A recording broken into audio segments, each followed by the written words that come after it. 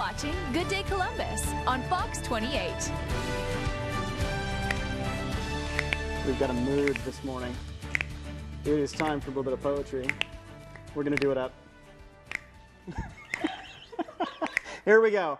We've each written poems this morning, and we're going to make sure that you have some of the best bad poetry you've ever heard. Here you go. My Vogon poem for the morning. See the brilliant sky, marvel at its big puce depths. Tell me, Shawn, do you wonder why the platypus adores you? Oh. Why its foobly stare makes you feel bleary? I can tell you it is awed by your garbleshmutz growth that looks like a cabbage. What's more, it knows the Ferk potting shed smells of putrid peas. Everything under the big brilliant sky asks why. Why does he even bother? He only bedazzles sauerkrauts. Have you been drinking? Vogon poetry is the third worst in the universe. Vogon poetry. Yes. Wow. Yes. That's something. It's deadly. Can I get a beat? Oh, wrinkle, you stinkle.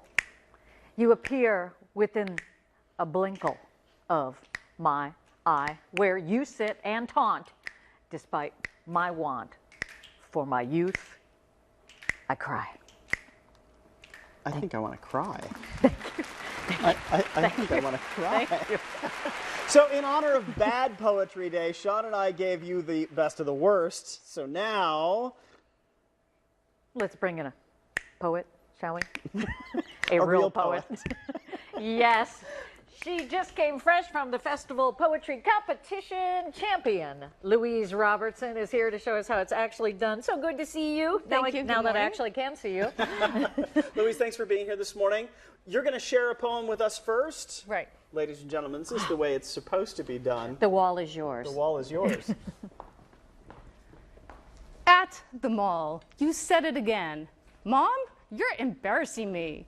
All I could do was turn to you and say, you have no idea what I am capable of. Oh, I used to wear crisp clothes, every piercing stabbed, haircut strand by strand, but I am no cherry, shiny, slim girl. I got pregnant twice. I grew hormone big in front of God and everyone.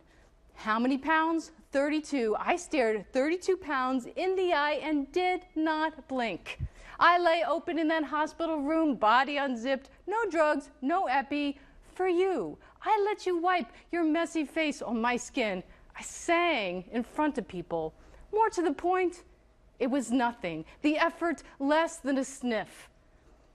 Dirty hair or a messed up shirt is nothing when your child is throwing up in the car or having trouble breathing. So if you think, girl, I'm a little loud here in this mall with my thrift store jeans, bones padded on hip and arm alike with 10 leftover pounds, if you think loud is gonna stop me, girl, for you, I am capable of anything.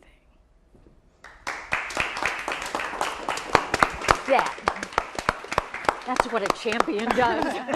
That's what a champion does. Mom, did you feel that? Her 10 a.m. poem. Did you, as a mom, feel that? I felt every written, painful word of it.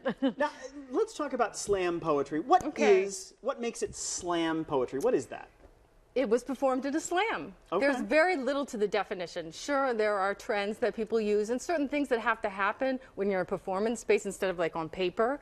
So the medium kind of drives the way you present your poem, as in anything. So slam poetry really only starts with a good poem. In front of a good group. Yeah, Absolutely. hopefully. So we know, obviously, from that poem that you are a mom. So is this a form of expression you needed, or how in the world did you get involved in this? In slam poetry, well, I've been a poet for a long time. I took a break in the middle, but I've been writing poetry since college. Okay. And I've actually had to come a long way because I think the first time I read a poem, I had my hand over my mouth and I was like curled up and everything. So for me, it's been a fantastic journey to make myself engage with the present and paying attention audience. Interesting, huh? You've been doing this since college. I've been doing poetry since college. Okay. Slam only for about 5 years. But what drew you to that why not just put it in a book and put it on the shelf and call it a day? Why get out there in front of people and make a performance out of it? I think audience is very important to a lot of artists.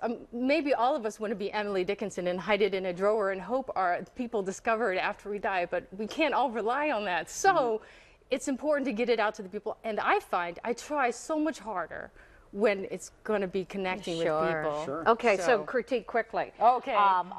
First of all, that Vogon. Vogon poetry. Well, I can tell you have a strong Hitchhiker's Guide to the Galaxy influence as well as strong Lewis Carroll influence. So you did a lot of playing with language. That's good. And see, I start with something good and positive in a critique because that's important. Okay. Here it comes.